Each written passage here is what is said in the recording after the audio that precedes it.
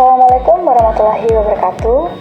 Pada saat ini, kami dari kelompok 7 akan mempresentasikan hasil tim best project kami mengenai review rencana pembelajaran atau ATP mata pelajaran Ilmu Pengetahuan Sosial kelas 7 pada sekolah menengah pertama. Adapun hasil review ATP kami untuk mata pelajaran Ilmu Pengetahuan Sosial, yang pertama dilihat dari tujuan pembelajarannya, yaitu kesadaran diri dan interaksi siswa. Siswa diharapkan mampu memahami keberadaan diri mereka dalam konteks keluarga dan masyarakat. Ini mencakup pengenalan diri, peran dalam keluarga, dan bagaimana individu berkontribusi dalam masyarakat. Yang kedua, analisis geografis dan sosial. Pada tujuan ini, siswa diharapkan dapat menganalisis hubungan antara kondisi geografis daerah dengan karakteristik masyarakat. Ini termasuk pada pemahaman tentang bagaimana faktor-faktor seperti iklim, topografi, dan sumber daya alam mempengaruhi kehidupan sosial dan ekonomi masyarakat. Yang ketiga adalah tujuan pembelajaran keragaman budaya. Siswa diharapkan mampu menganalisis kegeragaman kondisi geografis Nusantara dan bagaimana hal tersebut berkontribusi pada pembentukan kemajemukan budaya. Dan yang tujuan terakhir ialah kebutuhan hidup dan ekonomi.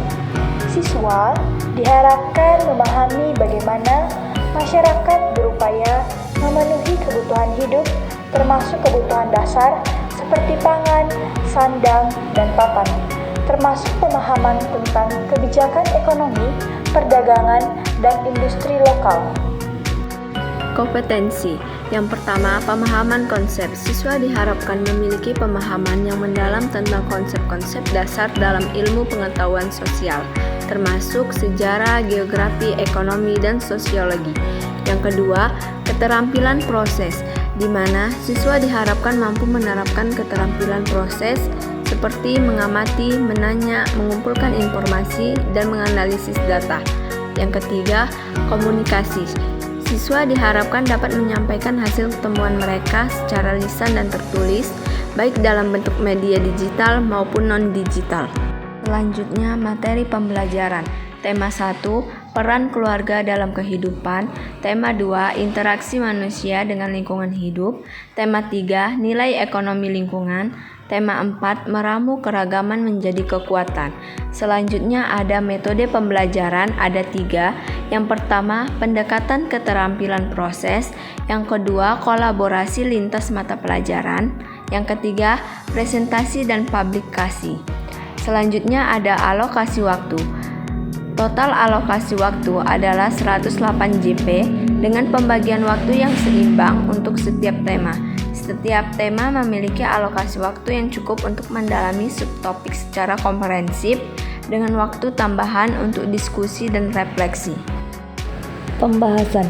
Yang pertama, kesesuaian tujuan dan kompetensi.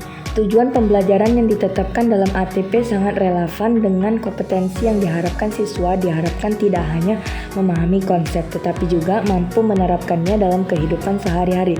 Yang kedua, relevansi materi pembelajaran. Relevansi materi dengan kehidupan sehari-hari siswa meningkatkan motivasi dan minat belajar mereka. Aktivitas yang dirancang dalam setiap tema juga mendorong siswa untuk terlibat secara aktif sehingga proses pembelajaran menjadi lebih menarik. Yang ketiga, metode pembelajaran yang variatif. Meskipun metode pembelajaran yang digunakan sudah baik, ada kebutuhan untuk menambah variasi dalam pendekatan dan pengajaran. Selain itu, metode evaluasi yang lebih beragam juga perlu dipertimbangkan untuk mengukur pemahaman siswa secara lebih efektif. Yang keempat, alokasi waktu yang efektif. Alokasi waktu yang ditetapkan dalam ATP cukup baik, namun perlu diperhatikan bahwa beberapa tema yang lebih kompleks mungkin memerlukan waktu tambahan untuk mendalami subtopik. Oleh karena itu, fleksibilitas dalam alokasi waktu sangat penting untuk memastikan bahwa siswa dapat memahami materi dengan baik. Yang terakhir, kelebihan dan kelemahan ATP. Kelebihan dari ATP ini terletak pada struktur yang jelas, relevansi materi, dan fokus pada keterampilan proses.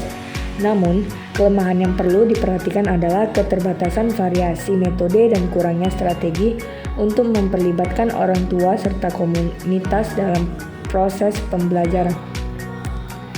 Rekomendasi. Ada beberapa rekomendasi untuk perbaikan ATP ilmu pengetahuan sosial adalah sebagai berikut. Dibagi menjadi 4. Yang pertama, menambah variasi metode pembelajaran untuk mengakomodasi berbagai gaya belajar siswa. Yang kedua, mempertimbangkan penambahan waktu untuk tema-tema yang kompleks agar siswa dapat mendalami materi dengan lebih baik. Yang ketiga, mengembangkan strategi untuk melibatkan orang tua dan komunitas dalam proses pembelajaran sehingga siswa mendapatkan dukungan yang lebih luas. Yang terakhir, menyusun rencana evaluasi yang lebih terperinci untuk memberikan umpan balik yang konstruktif kepada siswa. Kesimpulan. Berdasarkan hasil dan pembahasan yang telah dilakukan, dapat disimpulkan bahwa rencana pembelajaran atau ATP ilmu pengetahuan sosial untuk kelas 7 telah disusun dengan baik dan mencangkup berbagai aspek penting dalam proses pembelajaran. Tujuan pembelajaran yang jelas, kompetensi yang relevan, materi yang terstruktur, serta metode pembelajaran yang variatif menjadi keunggulan dari ATP ini. Namun, terdapat beberapa kelemahan yang perlu diperhatikan seperti keterbatasan variasi, metode pembelajaran, dan kurangnya strategi untuk melibatkan orang tua serta komunitas.